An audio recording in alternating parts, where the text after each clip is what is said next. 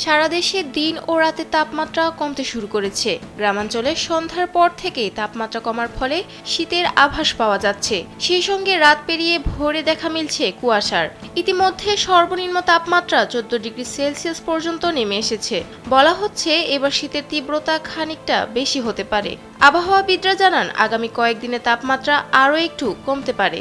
আবহাওয়া অধিদপ্তর জানিয়েছে শনিবারের মধ্যে দক্ষিণ পূর্ব বঙ্গোপসাগর ও এর পাশাপাশি এলাকায় একটি লঘুচাপ সৃষ্টি হতে পারে।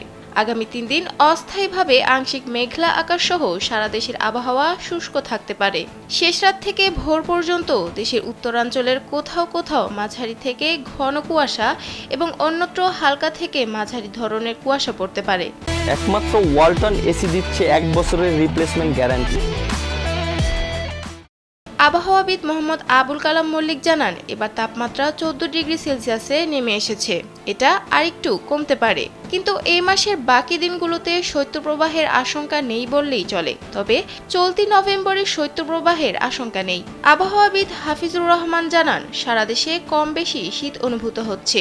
দেশের বেশিরভাগ এলাকায় সর্বনিম্ন তাপমাত্রা 20 ডিগ্রি সেলসিয়াসের নিচে নেমে এসেছে।